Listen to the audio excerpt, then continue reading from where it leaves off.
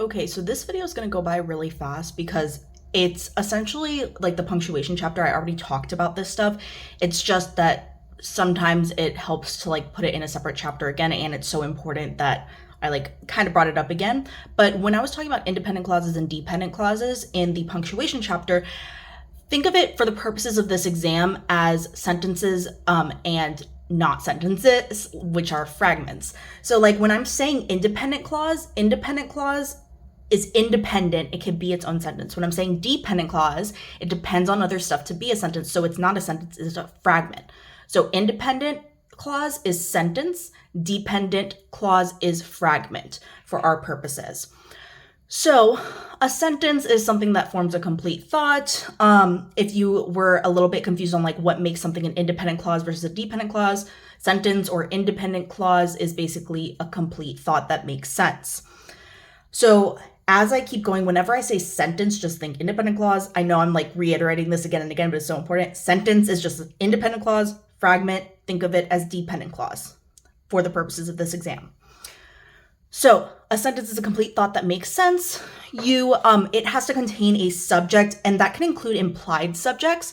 Like for instance, when you look at the sentence examples, like one of the sentences is sit. So there, like sit, there's an implied subject of you. You're saying like you sit. So that's still considered a sentence. And a verb that agree. So like you have to have subject verb agreement, which is kind of like, that's a different topic, which we'll talk about later.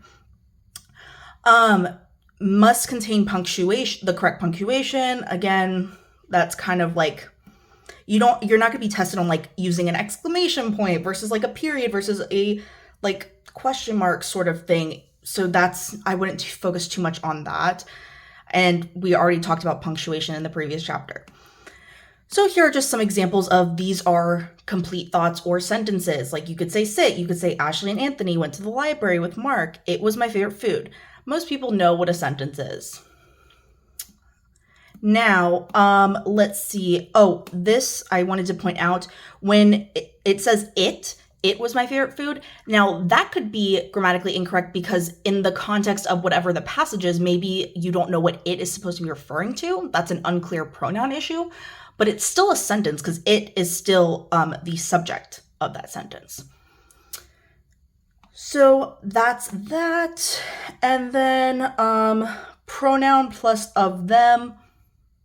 So this is kind of like the same thing as the it example where it's like whenever you have a pronoun plus of them, like a lot of people think that because you're being unclear, it's not a sentence, but it still is. Many are written by famous authors, like many or many of them. It's still going to be the subject of the sentence, so it's still okay to say that that's a complete sentence. Now, a fragment is basically not a sentence. It's not a complete thought, and it does not make sense. So here are some examples of fragments. And remember, fragments by themselves are always going to be wrong.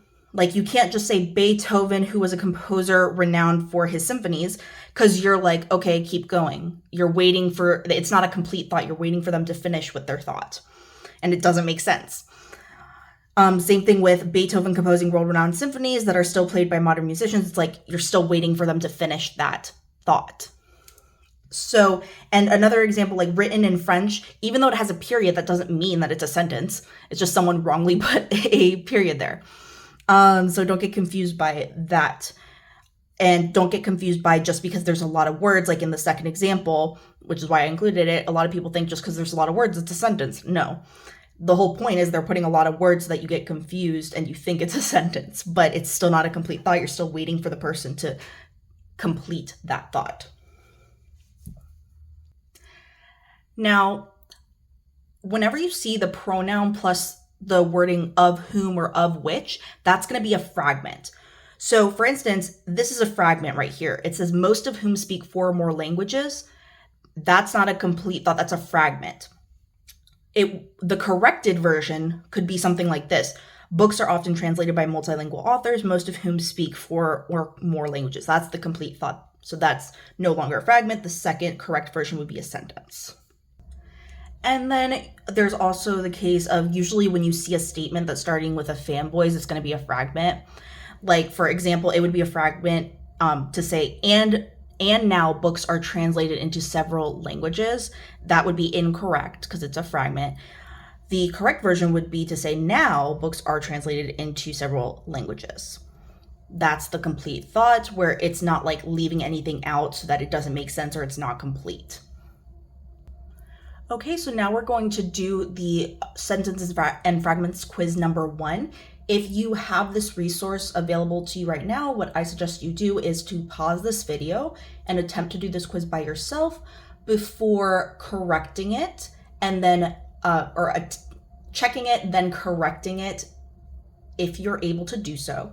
And if you get stuck along the way, that's what this video is kind of for now, to get those explanations instead of like sitting there staring at it forever. So let's go through number 1 here. So for number 1, let's go over why it's not no change. So in the example that they gave right here, it says the researchers, while examining old manuscripts, stumbled upon these personal correspondences. Now that part is totally fine as a complete sentence. The part that makes A wrong is this right here, the fragment, hidden away for centuries. That's not a complete thought. You're waiting for more for it to make sense. It's not, it's incomplete. So that's why it cannot be A.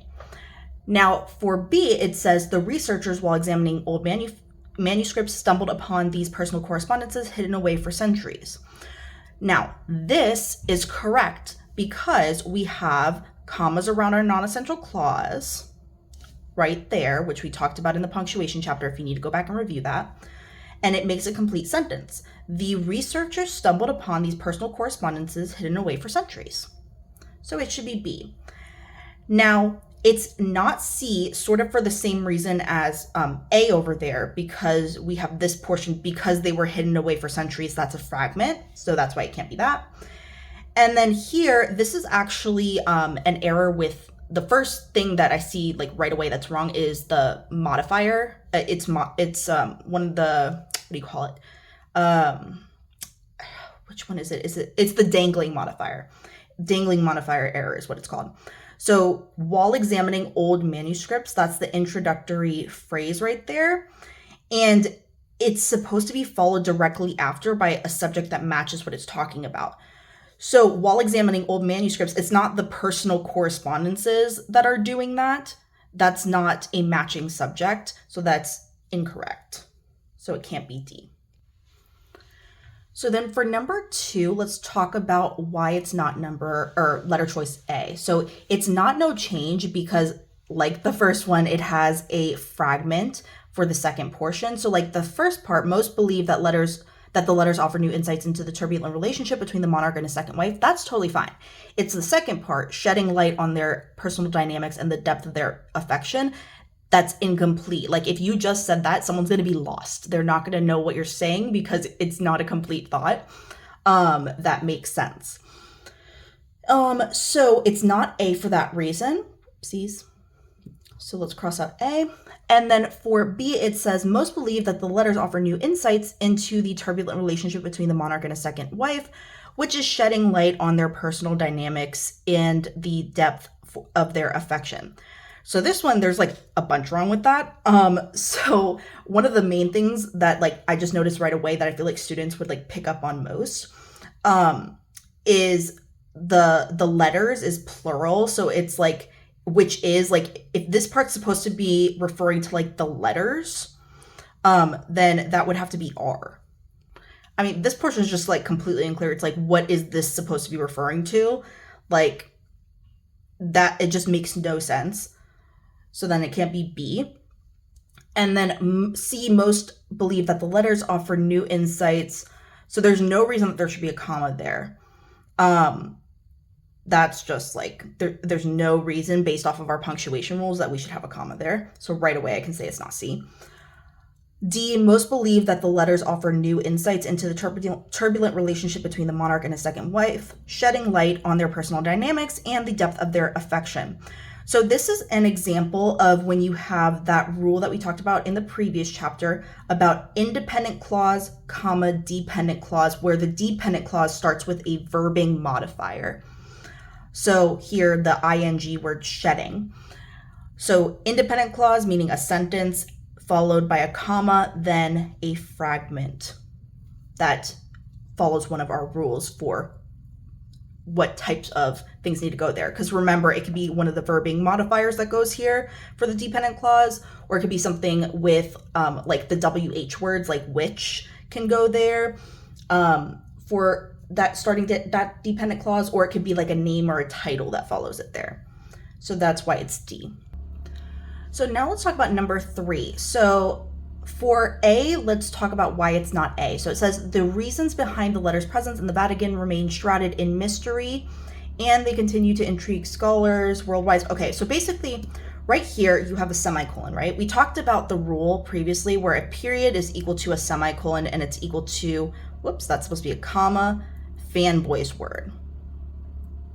So right away, I see with A and C, if a period's supposed to be the same thing as a semicolon, those both can't be correct because they're saying the exact same thing then. So it can't be A or C.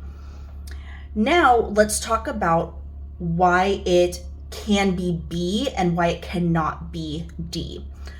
So if you look for like this kind of similar reasoning, but it's kind of similar, but not really. So like, even though that this is a comma fanboys, it's different than what they were saying in part A and part C, because the whole comma fanboys is the part that takes the place of the period. Here they were saying you put a period and you keep the and. If we replace the comma fanboys with a period, we get rid of that and. So it would be totally acceptable to say the reasons behind the letter's presence in the Vatican remain shrouded in mystery, period. They continue to intrigue scholars worldwide, most of whom are trying to ascertain these series of events that led to this hidden cache. That's totally fine. That's why it's B.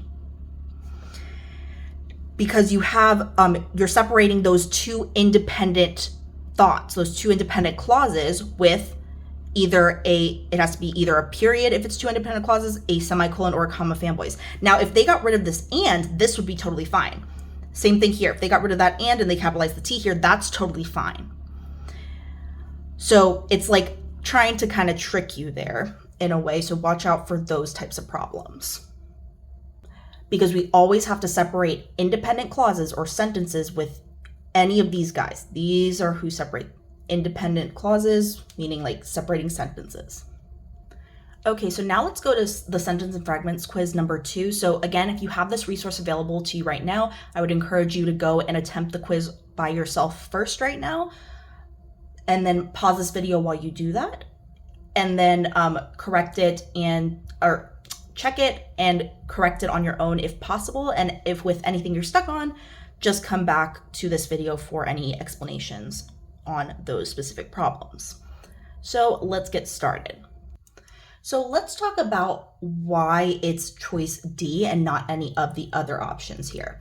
So with choice D, we have a non-essential clause right there that we can cross out and still have a complete sentence. So it's most believe that the letters offer new insights. That's totally fine. We have commas around the non-essential clause, so that's fine. Okay. So then let's talk about why it's not the other one. So for no change, we have a fragment here hidden away for centuries, followed by a period. We only use that period when it's following a complete sentence. So no, that's wrong. So it can't be that one. Hidden away for centuries, most believe that the letters offer new insights. So it's the letters that would have been hidden away for centuries. So right away I would say that that's in, what do you call it? I always forget the name, dangling modifier. And then also like if you didn't have the context of like the previous part, which is why it's like okay that it's like separated like this, you would say that it's also because it's a fragment and a fragment connected by a comma. We only connect independent, like I'm gonna just use the word independent. Like it's basically dependent and dependent clause right there, which are fragment and fragment. Connected by a comma, we only connect an independent and a dependent clause with a comma. So it can't be that one. And then, oh, I meant to put like that we're circling that this one's okay. So it can be this one. Most believe that the letters offer new insights. I think I said that, but just in case. And then C, hidden away for centuries. This is a fragment, so it cannot, or a dependent clause, same thing for our purposes. So it cannot be followed by a period, meaning it cannot also be followed by a semicolon since they're the same exact thing. So that's why it's not C. Okay, so the next one, number 2, is C, because we have a complete sentence here. These letters are rich in emotion and written in beautiful calligraphy. That's a complete thought that makes sense. Totally acceptable sentence right there. Let's talk about why it's not A, no change. So these letters, rich in emotion and written in beautiful calligraphy. So these letters, there's no not even a verb there. So this is a fragment or a dependent clause followed by a comma, and then it says rich in emotion and written in beautiful calligraphy. This is a fragment as well. So then we have another dependent clause right there, which we know that we never do this. It has to be either that we're connecting independent and dependent clause this way with a comma or the other way around. So let's talk about why it's not B. I'm gonna put like a little check here so that you guys know like this is the good thing that we want. So then B says rich in emotion and written in beautiful calligraphy. Again, that is a dependent clause followed by a comma, and then it says these letters. So then again, dependent, no. So then let's go through choice D. These letters, which were rich in emotion and written in beautiful calligraphy.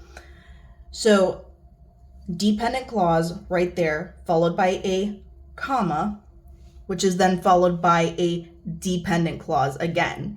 We can't have that. So it's not D, so it's C. Okay, so let's talk about why B is the correct answer right over here.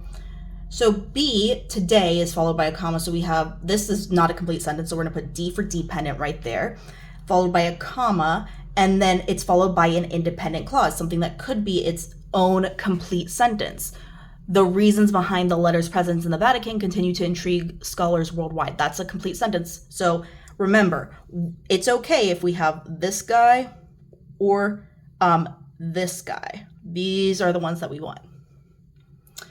So that's okay for B. And then let's talk about why it's not A. So remember where we were talking about how if we start with a comma fanboys, then that's going to be a fragment. So this is going to be our fragment or our dependent clause followed by a comma. And then it has, and actually it has the whole complete. This one's is, sorry, I was saying the right rule and then I started getting into like the dependent thing because it's so common that it's like a dependent, independent labeling issue. But like right away, if you see it starts with a fanboy, that's wrong. So like I would just say that's wrong. That's why I said like there's some exceptions to like these, but these are generally like if you follow this format of like remember these rules, you'll get most stuff correct. You just have to like memorize kind of like the little caveats like this. So just see like right away when we see if fanboy's word at the beginning, it's not going to be that. So then let's talk about C. So C says, today the reasons behind the letter's presence in the Vatican continue to intrigue scholars worldwide. So in this case, today is the dependent clause has to be followed by a comma right there before we get into the rest of the sentence right there, the independent clause portion. So it doesn't have a comma there, so that's why it's wrong. And then here, and today, that's not a sentence, so you can't put a period after that. So right away, that's wrong. So let's talk about why A is correct right here. So it says written in beautiful calligraphy. So that is our dependent clause right there that introduces, like, remember we talked about how like a lot of the times when it starts with a dependent clause, it's going to be like the introductory phrase or word. So that's an example of that as the dependent clause followed by a comma.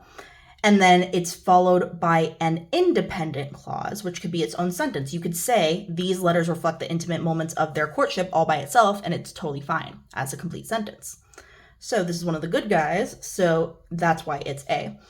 Now with B, a lot of people would probably, like if they got this wrong, have gotten it wrong and picked B, and I'm going to show you why it's wrong. So it says, these letters written in beautiful calligraphy reflect the intimate moments of their courtship. So here we have an interruption or a non-essential clause with the words written in beautiful calligraphy. That needs to be surrounded by commas or em dashes or parentheses. Think of it as like it's an interruption, usually of like an interruption of non-essential information that like kind of interrupts the flow of the sentence. So here, that would be this portion because we could get rid of that and it's totally okay. It's not essential. So we have to surround it with these types of punctuation. So these letters reflect the intimate moments of their courtship. That would be totally okay. But the way it's written right now, where we don't have that, is not okay. So it can't be B. Now for C, it says these letters written in beautiful calligraphy reflect the, so again, this one's trying to trick you because it's like, oh, there's a comma right there, but it's missing the comma that's supposed to go over there. So that's why it's wrong. And then for D, these letters written in beautiful calligraphy, you're waiting for the complete thought. It's an incomplete thought right now. You're waiting for them to keep going. Not a complete thought, not a complete sentence. So there's no reason there should be even like a period there. We need them to continue that thought. So that's why it's not B.